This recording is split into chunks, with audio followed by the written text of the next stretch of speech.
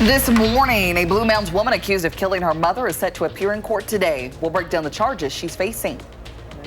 Plus, a teacher's aide told she has to self-deport by tomorrow. How she's trying to stay strong. And it's Pride Month, how you can celebrate in Madison.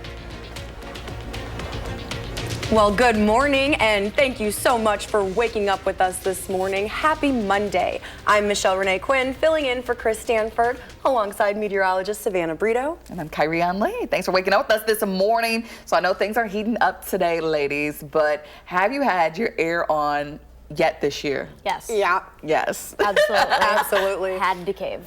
My apartment building doesn't turn off the heat all of the whole entire building, so even though my heat's down, it was still on. So on those hot days, I had to open the window, I had the air on. Oh gosh. It was a lot going on. Yeah. And I think that you might need to click over on that air today too, Savannah. Yeah, I've had it on. I don't think I'm going to be able to turn it off for quite some time. I like when it gets comfortable at night and you can open the windows, but you know, this next couple of night and evenings are going to be very, very warm. Along with today, 84 is our forecast high, so it'll be great, but a little hazy and still breezy. It is Madison Bike Week. That race or ride with the mayor around downtown happening today at 9:81 then tomorrow. So temperatures are still going to be above average, but we have alert day conditions that we're tracking. Then Wednesday, Thursday, and Friday, additional rain and storm chances, but temperatures are going to be a lot cooler. Comfortable though in the lower to mid 70s. We'll time out future track and storm chances for tomorrow coming up. Savannah, thank you. And first this morning, happening today, the woman accused of killing her mother in the village of Blue Mounds will appear in court today. 31-year-old Sierra Schoonover is charged with first-degree intentional homicide. It stems from the death of her mother, Heather Schoonover. She will appear in court this afternoon for a competency hearing. Police found her 54-year-old mother dead on April 14th at a home on Smoky Mountain Trail. Investigators identified Sierra Schoonover as a suspect. She left the area and police later found her after she crashed on State Highway 78. She went to the hospital before being taken into custody. In Milwaukee, the Department of Homeland Security has told a teacher's aide she has to self-deport by tomorrow. Officials told her she must return to El Salvador, even though she has applied for a visa meant to protect trafficking victims. Miriam Macker has more. I'm not asking anything more than time. Time Yesenia Ruano no longer has. That is the hard part for me when I'm trying the best I can do, the legal ways, and now we are closing the doors. The mother of two and teacher's aide was told by the Department of Homeland Security Friday she has 4 days to pack up and leave the country she's lived in for 14 years. At the start of the year, the agency told her to return to El Salvador, a place she left because of poverty, trafficking, and fear for her safety. In February, ICE gave her more time in the country to apply for a T visa for victims of severe human trafficking. She spent nearly $14,000 and all those weeks in between doing just that. But despite having a receipt of her application, the agency told her she still could not stay. My daughters don't know about this bad news right now, and I hope that different way we can submit for asking more time. Yesenia's attorney says the agency's decision to send her back is a disservice to his client. If we're not going to take into consideration the fact that these visas are taking 3 to 4 years, if we're not going to take into consideration the fact that she's here with her family, contributing to society, what good is it to have these laws? In between tears, hugs from supporters, and what Yesenia calls shocking news, she tells us despite it all, she still has hope.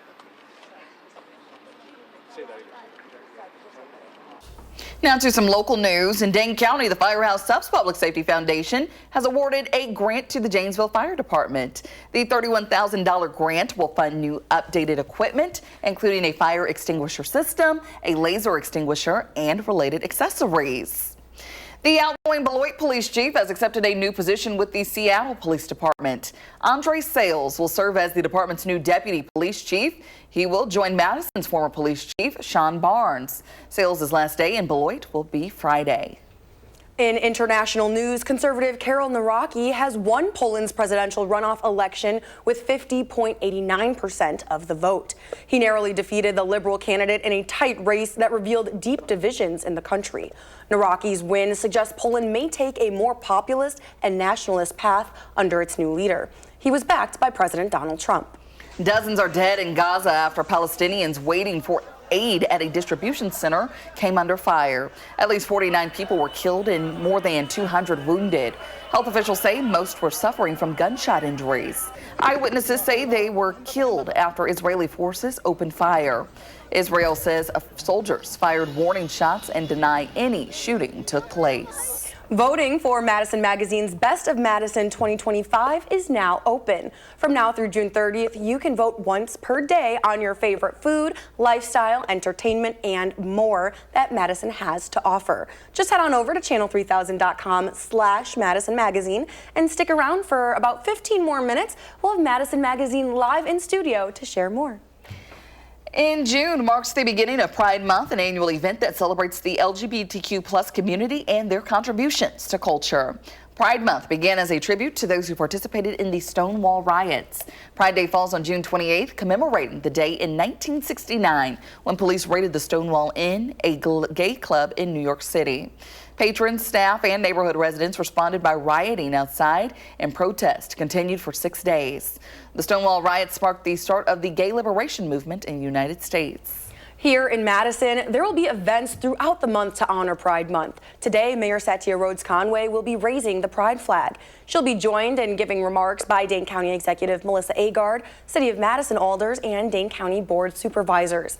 That's outside at 11:30 this morning on the Madison Municipal Building on 215 Martin Luther King Jr. Boulevard. Later this month, the Big Gay Pride Market will take place at the Alliant Energy Center. The 3-day event runs from June 13th to the 15th and will feature queer and ally vendors, drag shows, comedy performances, and a variety of food options. We'll share more details as the event approaches. You know, I've never seen a drag show. This might be something that I have to attend. I would like to, take a look, see what's up. There's a lot of events going on. Yes, lots to explore in Madison and around. Yes, and around. And the weather is shaping up just perfectly. Right for it. Yes. Let's check in now with Savannah Brito. Yeah, today, guys, is going to be beautiful, a little breezy and hazy, but at least you've got mild temperatures and sunshine. We'll look at alert day conditions for tomorrow coming up. And also coming up in morning sports, American Family Week is finally upon us. The big move the tournament is making this year. Stick around, we'll be right back. So ahead, Cars on State makes its return to downtown this weekend. We're live with a preview of some of the cars you can expect to see here. That's next, live.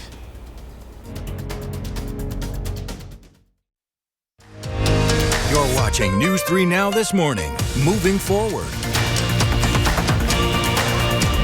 Welcome back in the 608. Cars on State returns to the capital city this weekend. Our Josh Fighter is live right now on State Street with an early look. Josh, good morning.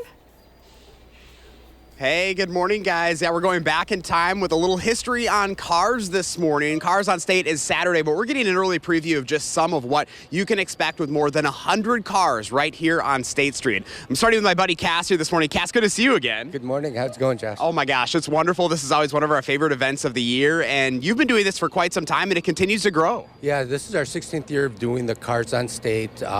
It's to bring people down. It's a fun family event, so that way everybody can see the old cars and get into them, and hopefully get some of the young kids to appreciate the cars and want to do something like this. Yeah, and you're a car guy. A lot of folks know that, so tell us about your vehicle right here. I've got a 66 Mustang. It's poppy red, a little bit of red-orange combination. I've had it for 28 years, something like that. It's a lot of fun.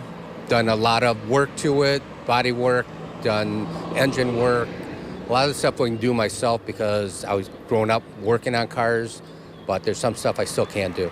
And this is what's so great about this car show is there's so many vehicles that are just like yours, but everyone is unique in their own way. Oh yeah, we've got very unique cars. The oldest car is a 1917 Model A, and the newest car is 2003.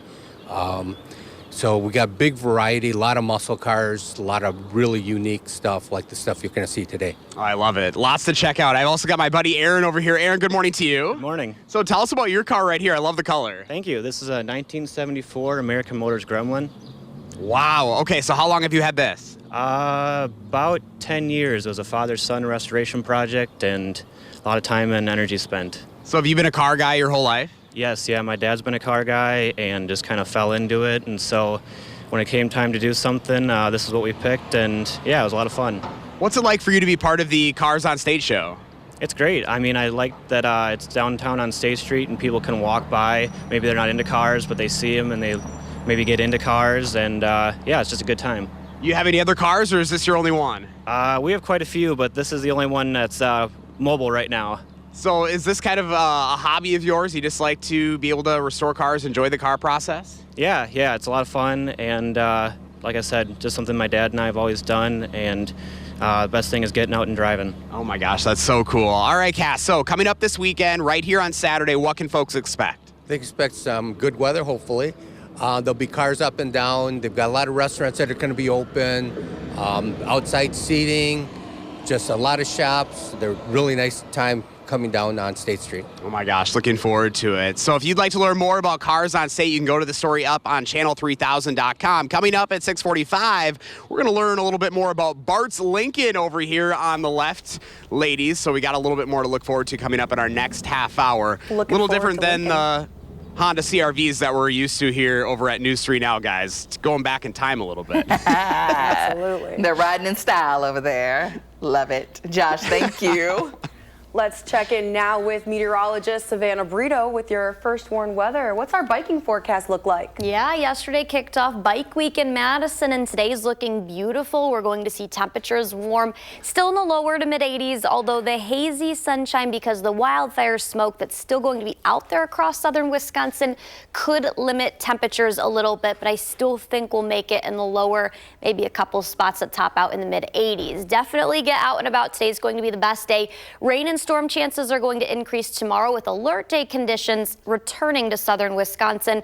We do have some additional chances for showers Wednesday, Thursday, Friday, and over the weekend. So not the best pattern, definitely more active going forward. So we do have some near surface smoke right now. You can see blues, that's light, but all this yellow and the orange comes back into southern Wisconsin and most of the state by later this afternoon and evening. So we are going to have moderate to even heavy levels of smoke that's going to be present again most of the day today. So it will still be hazy. Once the front clears the area tomorrow, that'll be the focal point of severe weather chances. That's when some of that haze will mix out of here and some light areas to even no smoke will return to southern Wisconsin. A few of those storms could be on the strong to severe side. First and foremost, gusty winds is going to be the biggest threat we see across southern Wisconsin tomorrow and tomorrow night. We could see some hail and a couple isolated tornadoes as well. The city of Madison and then areas southwest of here, Platteville, south of Lone Rock, Monroe, Janesville, Dubuque.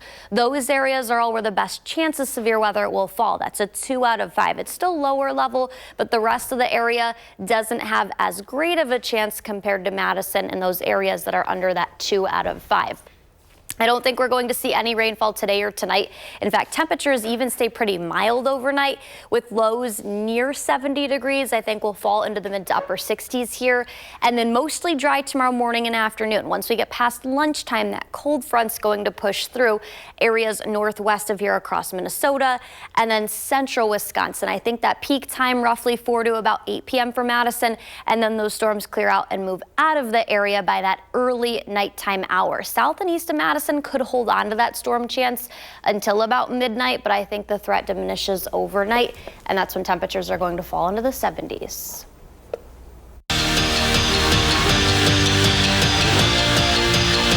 The Brewers' early season struggles were well documented, but let's talk about the fun stuff. A win yesterday would give them 7 straight, and it just so happens it was in the 7th inning that magic struck. But first, some bad news to start. Christian Yelich was hit in the hand In the first inning, they're calling it a hand contusion. It forced him to leave the game. To the seventh, trailing 2-1, William Contreras hits what looked like an inning-ending ground out, but Trey Turner couldn't handle it, and Caleb Durbin comes in and ties the game at 2. And you know what happens next. Jake Bowers comes in to pinch hit and turns the Phillies' mistakes into a 2-run double, securing Milwaukee's 7th straight victory as they take it 5-2. Whitewater Baseball won 40 games this season, but before their trip back to the D3 World Series, their head coach told me none of that would matter without a ring. After last year's national runner-up finish and a chance yesterday to take a 2-0 start at Eastlake, Ohio, which would put the Warhawks in prime position to return to the championship series. Already had 1-0 in the third, and from there, it was bombs away. Adam Kootway lifts one to left, and you can forget about it, setting a program record with 20 homers in a season and giving UW a 2-0 lead. And later in the frame, Danny Hopper 2 aboard, and he hits one a mile. They would take a 5-0 lead in the third and never look back, going on to win it 11-4, the final score. And AmFam Week is officially upon us. On Friday, Madison will play host to the American Family Insurance Championship, the annual PGA Champions Tour event right here in Madison, hosted by none other than Steve Stricker. But this year may just be bigger than any that came before it, because this year the event makes the move to TPC, Wisconsin, the brand new golf course on the north side of town, designed by Steve Stricker himself. I had the honor of playing the course before its PGA debut, and here's what it looked like. This past Wednesday, I had the incredible privilege of playing a round of golf here at TPC, Wisconsin. Of course, the brand new site for the American Family Insurance Championship. I'm here with my guy, Ryan, and of course is going to hit a beautiful shot here, right here on the 16th hole. We'll bring it back to the studio where we're getting ready for the AmFam Championship later this week. Now, I won't tell you what my final score was out at TPC, Wisconsin, but I will tell you that's your morning sports fix, and have a wonderful week. Still ahead, we're talking to the editor-in-chief of Madison Magazine to find the best of Madison 2025. We're back after this.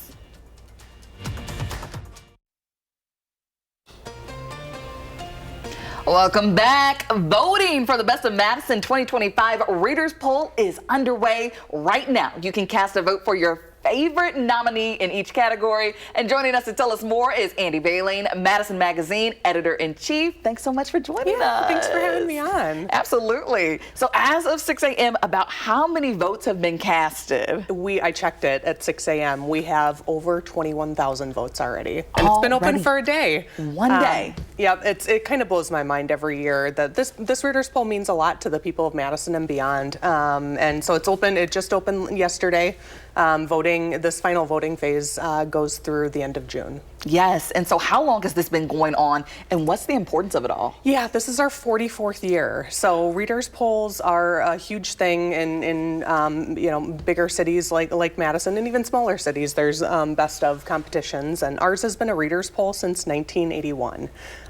So it's really, people forget that Madison Magazine doesn't choose these winners. There's a nomination and voting phase, and people choose what's the best of Madison. They want to know, but also tell us what they think is the best restaurant, the best place to take your family, the best first date spot. We added a couple of fun categories like that this year. So it's really fun to see the results every year.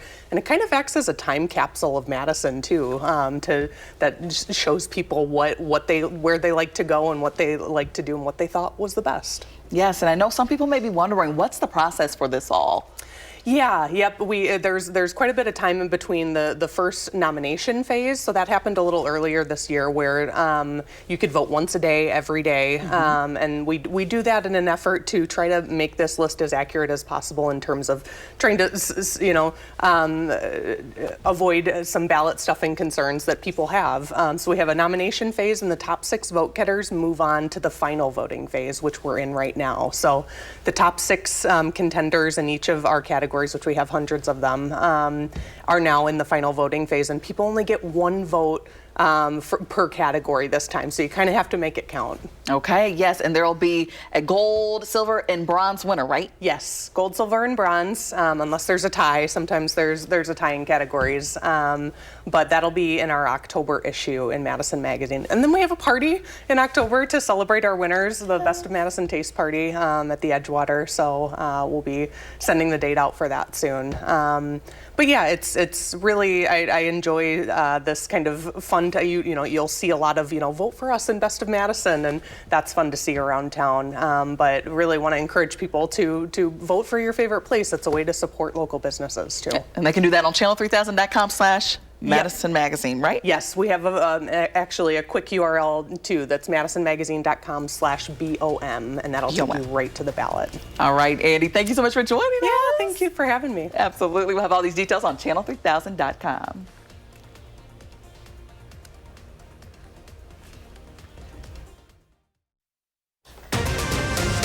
This morning, several peaceful marchers injured in what the FBI is calling a targeted attack. What we know about the suspect.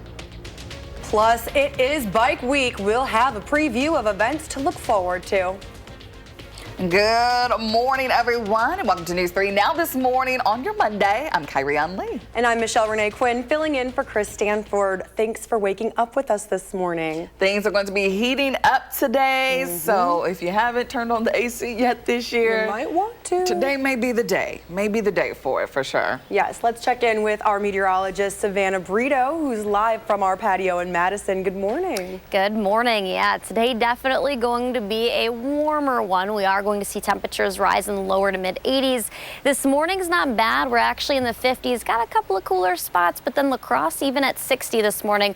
We're currently at 56 in Madison. But yeah, we've got the 80s today. Lots of sunshine. It'll be on the breezier side though, and we'll still have hazy skies because the wild smoke. That's all ahead of alert day conditions that are going to return for southern Wisconsin tomorrow and tomorrow night.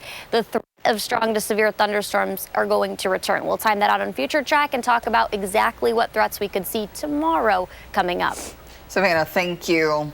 First this morning, the man suspected of attacking demonstrators in Colorado is in custody and facing multiple counts, including attempted murder and crimes against the elderly. 8 people ages 52 to 88 are injured. One person's injuries are considered to be serious. An Egyptian national who's overstayed his visa, witnesses say he yelled "Free Palestine" before police arrested him at the scene.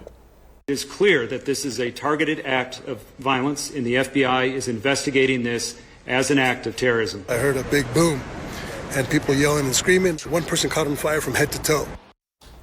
Boulder's Jewish community leaders say they are shaken but hope the community comes together. The FBI is investigating Solomon's background and social media to determine what motivated the attack and whether he acted alone. Unity Point Health Meritor nurses are back at work this morning after reaching a 2-year contract agreement with the hospital. The hospital and the nurses union, SEIU, reached an agreement on the final day of a 5-day strike. The deal follows months of negotiations after nurses walked out over concerns about staffing, safety, and burnout. Both the hospital and the union say the new contract makes progress on those issues and includes wage increases. In a statement, the Unity Point Health Meritor Chief Nursing Executive said in part, quote, "Nurses are critical to what we do each day, and we believe that this contract recognizes their skill, commitment, and passion." The trial is underway for a 34-year-old Milwaukee man accused of killing a 19-year-old Sade Robinson. Her death underscores efforts by some state leaders to create a task force for missing and murdered Black women and girls. Among those leaders is Representative Sheila Stubbs. During this week's For the Record, she shared why she's continuing to push for this task force. We also know between 2019 and 2020, Black female homicide victimization numbers in Wisconsin doubled from 10.1 out of 100,000 people to 20.2 out of 100,000 people, making it the most deadly state for Black women to live in that year. Representative Stubbs says the governor has put money in the state budget in order to task to staff the task force. In national news this morning, the Trump administration has ordered stricter vetting for anyone seeking to travel to Harvard University. U.S. embassies and consulates must now conduct additional checks on all visa applicants connected to the school, including current students, faculty, employees, contractors, and even guest speakers. President Donald Trump's trade war could be starting up again this week. Friday, the president announced that tariffs on foreign steel and aluminum will double from 25% to 50%. That starts on Wednesday. This as he accuses China of breaking a recent agreement by withholding the export of rare minerals. This morning, a Chinese government spokesman said the accusations are groundless and vowed that Beijing will take, quote, forceful measures to protect its own interests. The Senate will debate President Trump's budget bill this week. Republican Senator Rand Paul of Kentucky is among several GOP lawmakers who say they won't support the bill. Paul announced he won't vote for it as written, arguing it adds too much to the deficit. Wisconsin Senator Ron Johnson has also voiced his opposition. Ukrainian forces stunned the Russian military Sunday in an operation being called Operation Spider's Web. It wiped out and damaged dozens of nuclear bombers and other aircrafts. The Ukrainian drones that attacked a military base in Siberia were launched using trucks. Now, the attack comes just one day before Ukraine and Russia were potentially set to meet in Istanbul as part of U.S.-backed ceasefire talks. And more cities are banning gas-powered leaf blowers. Although these devices have been around since the 1970s, environmentally conscious lawmakers and some residents are concerned about noise, health risk, and pollution. Last year, California passed a law banning the sale of gas-powered leaf blowers. Meanwhile, states like Texas and Florida have enacted laws protecting the right to use them. School's out for the summer, but teenage drivers, that's not good news for them. According to AAA, more than 13,000 people were killed in a crash involving a teen driver between 2019 and 2023. The agency said over 30% of those deaths happened between Memorial and Labor Day. That's when teens are out of school and logging more hours of unsupervised driving time. Parents are being encouraged to educate their teens on using the Do Not Disturb feature on their phones to reduce distracted driving. The Whitewater Warhawks baseball team set a new school record over the weekend. In the NCAA World Series, the Warhawks defeated second seed Denison 11-4. They'll face Denison again this afternoon.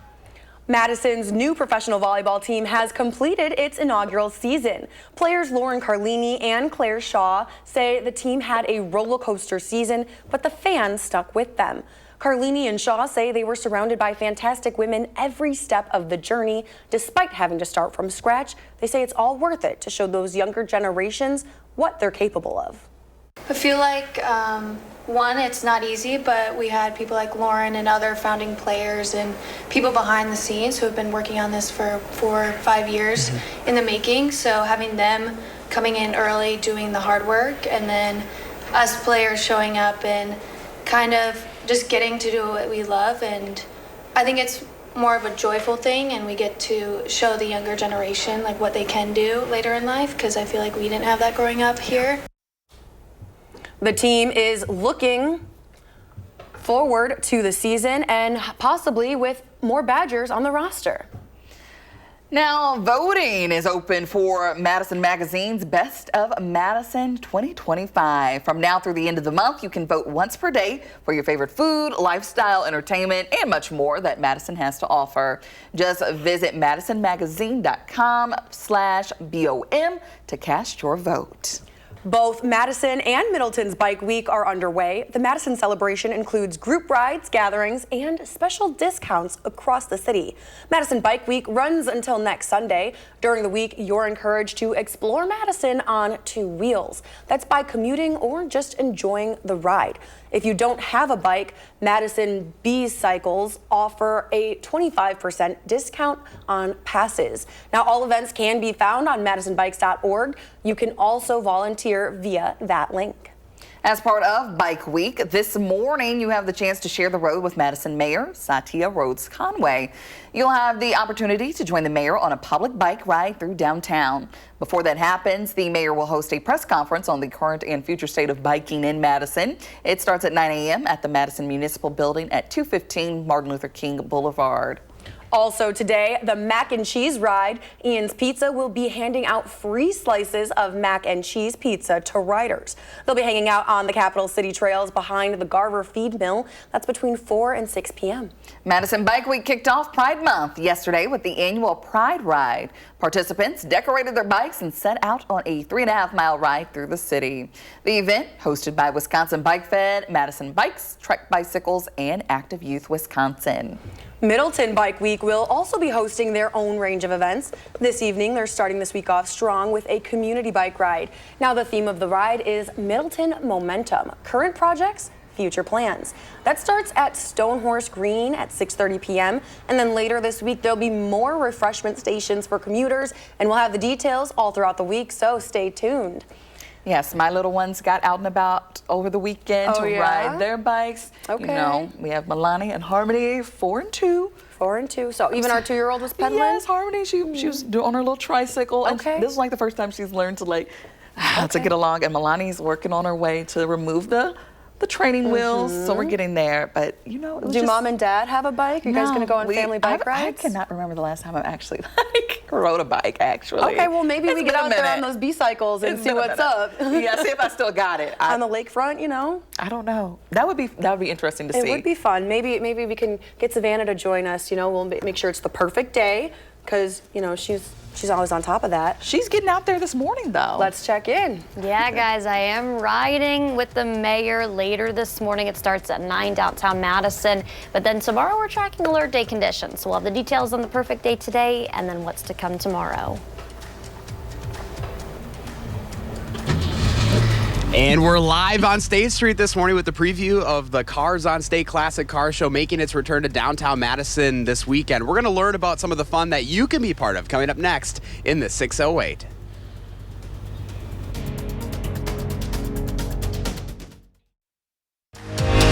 You're watching News 3 Now this morning. Moving forward. Happy Monday and good morning. Bike Week started yesterday, so did meteorological summer and the start of hurricane season. We had pretty nice weather all weekend. That will carry over into today, and then we're tracking some alert day conditions and storm chances that return tomorrow, and then additional rain and storm chances the rest of the week. So today, definitely going to be the best day out of the work week. We'll still be hazy out there, but at least we've got the sunshine and temperatures that will be back into the lower to mid 80s. Now, because of the wildfire smoke and the hazy skies, we will see limits probably on temperatures similar to Friday, so that could hinder our temps only making it to near 80 or in the lower 80s, but I still think there's a chance we make it into the mid 80s. Once that front clears the area and gets closer to us, that's when some of that haze and wildfire smoke is going to mix out of here. However, this is Wednesday at 6:30 in the morning, that front clears, but then we do have another band of smoke that'll sit back behind that. So I still think we'll be seeing, relatively speaking, some hazy sunrises and sunsets, and overall a little bit of limitations and effects on our air quality as well. A few stronger storms then potentially for all of southern Wisconsin, really hitting Madison and areas southwest down towards Monroe and the Platteville areas.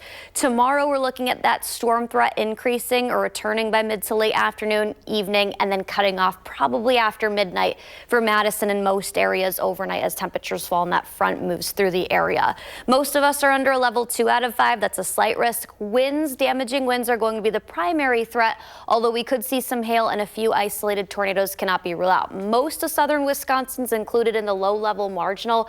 That's a 1 out of 5, but every area, like I said, down towards Platteville, Monroe, Janesville, the city of Madison's included in that. That's a 2 out of 5, so a slight increase in chances for severe weather across those areas.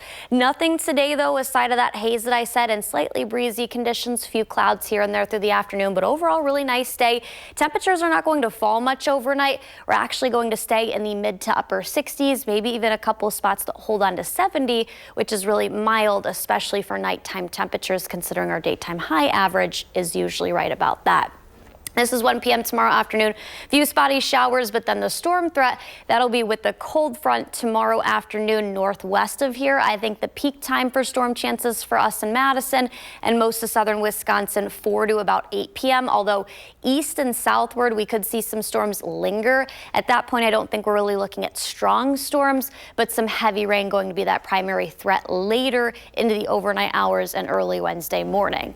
And then we could see a couple spotty storm chances Thursday, Friday. The weekend looks okay. I think Saturday and Sunday we could keep a small chance for showers, but at least temperatures stay pretty consistent.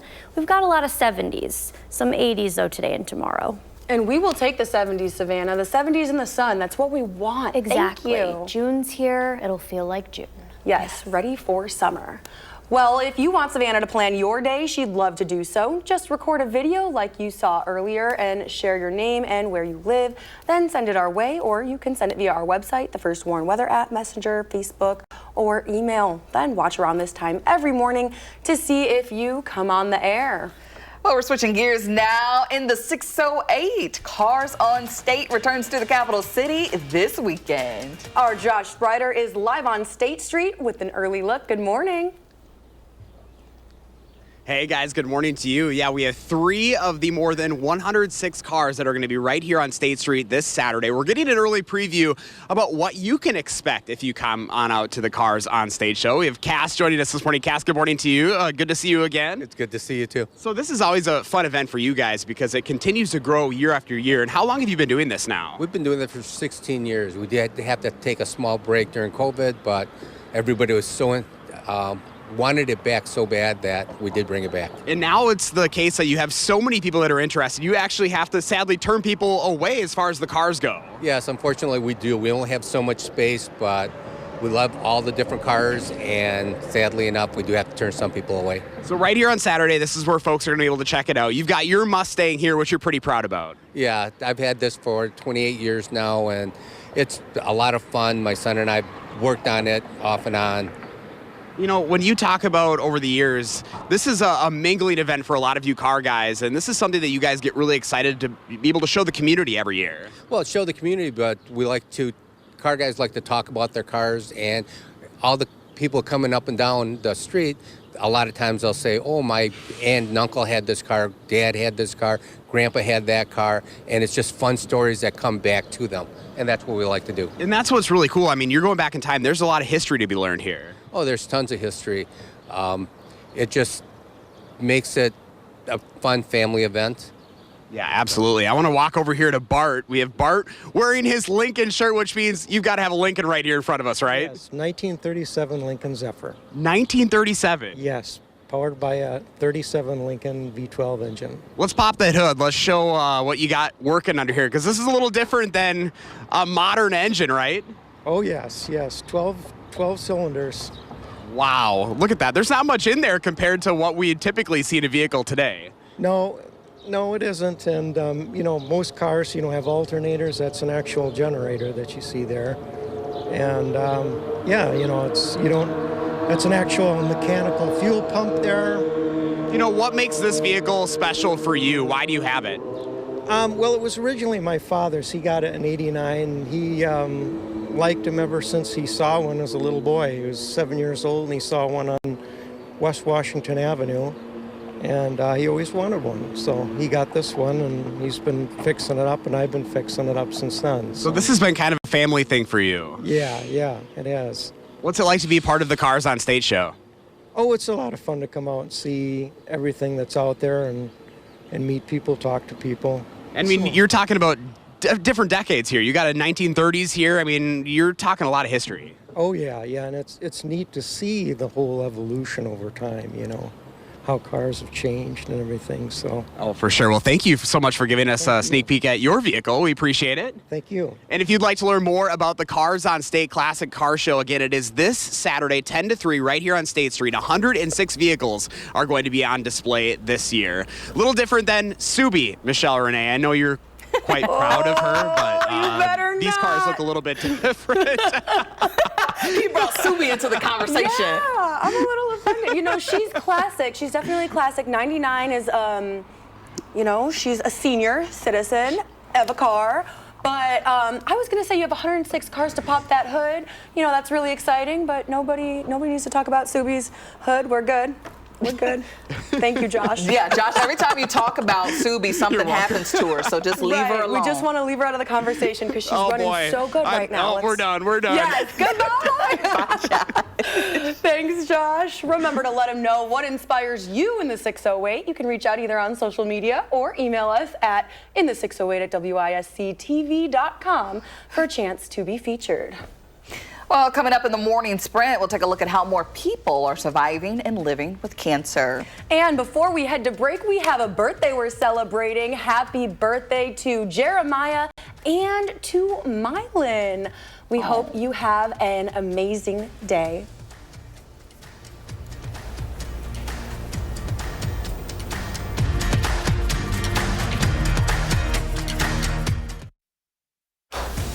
It's time for the morning sprint. This morning, the man suspected of attacking demonstrators in Colorado is in custody and facing multiple counts, including attempted murder and crimes against the elderly. The crowd had gathered to raise awareness for Israeli hostages still held in Gaza. At least 8 people were injured. Officials say the man shouted "Free Palestine" during the attack. Meritor nurses are back at work this morning after reaching a 2-year contract agreement with Unity Point Health Meritor and SEIU, the union representing them. The deal follows months of negotiations and a strike that began last Tuesday after nurses' concerns about staffing, safety, and burnout were not addressed. Both the hospital and the union say the new contract makes progress on those issues and includes wage increases. The woman accused of killing her mother in the village of Blue Mounds is due in court today. 31-year-old Sierra Schoonover faces a charge of first-degree intentional homicide in the death of her mother, Heather Schoonover. She is scheduled for a competency hearing this afternoon. A new report shows early detection and improved cancer treatments are leading to more Americans surviving and living with cancer. The report by the American Cancer Society found 18.6 million Americans are currently living with cancer, and that number is projected to reach 22 million by 2035. While the report shows cancer patients are living longer, the data also shows large racial disparities for cancer survival still exist. Well, temperatures are still going to be in the lower to mid 80s, lots of sunshine. It'll be breezy and a little hazy out there, but at least an overall pretty nice day considering we've got an alert day tomorrow, the potential for strong to severe storms later in the day, and then a lot of 70s to follow that, which we'll take. It's June, but I'll enjoy the 80s we'll have today. Oh yeah, so will I. I'm ready. Yes. It's the bike week, so overall nice week. Yes, it is. Thanks for watching News 3 Now this morning. Coming up is CBS Mornings. Our next newscast is coming up at noon. And you can always find us streaming